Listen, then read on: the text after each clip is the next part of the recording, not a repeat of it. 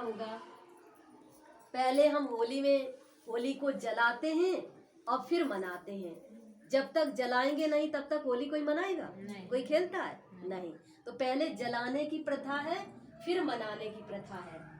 तो यहाँ पर बाबा ने कहा कि हमें क्या करना है, पहले अपनी बुराइयों को जलाना है, फिर उसके साथ साथ हमें आपस में, जैसे आज बाबा ने कहा, आत्मा भाई भाई की दृष्टि पक्की करनी है और आत्मा भाई भाई समझ करके प्यार से रहना है।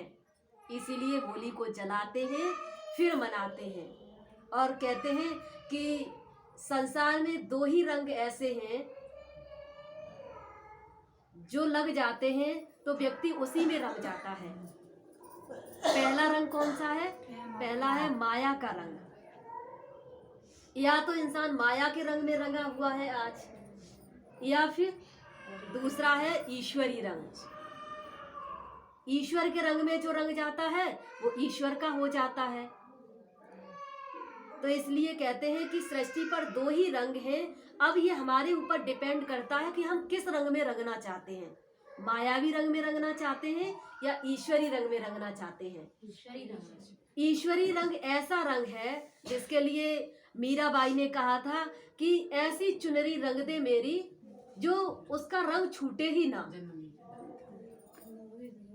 तो वो रंग जो छूटे ना, अब आजकल के रंग तो ऐसे आ गए हैं, इतने उनमें खतरनाक रंग होते हैं कि वास्तव में एक एक महीने तक नहीं छूटते हैं, उसके बाद तो वो छूट ही जाता है।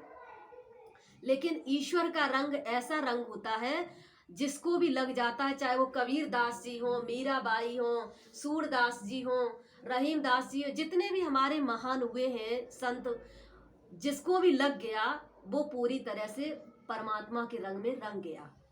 तो आज हम यही एक संकल्प लेंगे कि हमें परमात्मा का रंग लग जाए और उस रंग में हम हमेशा रंगे रहें। अगर परमात्मा रंग में रंगे रहेंगे तो हमारे जीवन में हमेशा खुशियां रहेंगी, हम हमेशा खुश रहेंगे, मुस्कुराते रहेंगे।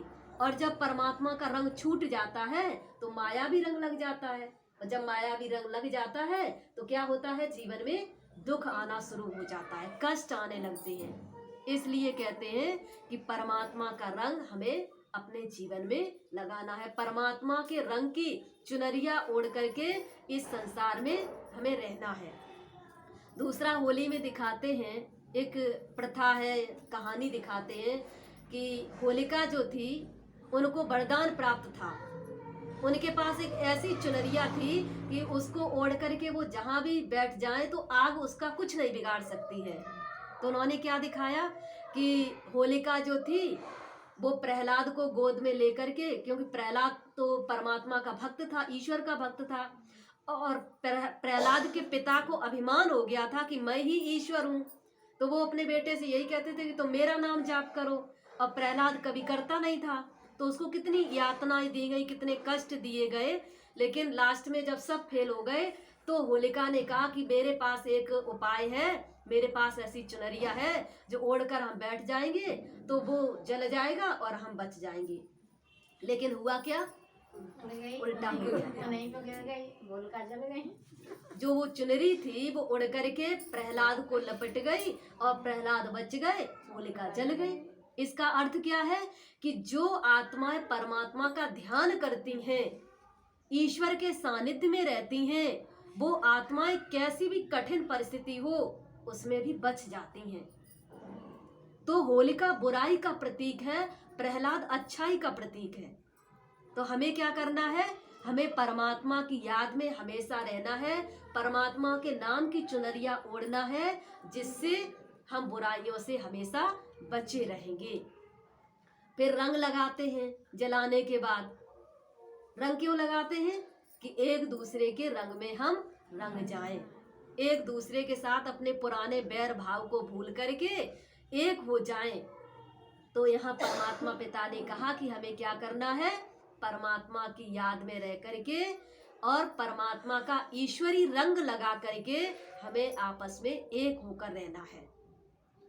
फिर क्या करते हैं, मुख मीठा कराते हैं। मुख मीठा क्यों कराते हैं? क्योंकि मुख से कभी भी, बाबा ने कहा ना, उल्टा सुल्टा शब्द नहीं निकालना है, हमेशा मीठा बोलना है, मीठा व्यवहार रखना है। अगर उल्टा हम ही बोलेंगे तो अन्य आत्माओं का क्या होगा? अकल्याण हो जाएगा। इसलिए कल्याणकारी शब्द बोलने हैं।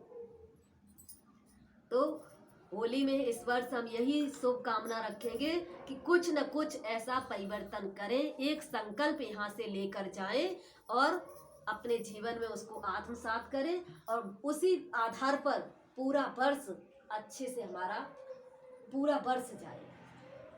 तो अभी बाबा को भोग लगाएंगे और अच्छे से सब लोग भोग स्वीकार कराना, बाबा को तिलक करना, सूक्ष्म में होली बाबा के साथ मनाना। फिर आगे थोड़ा सा होली का सब लोग थोड़ा थोड़ा सुनाएंगे।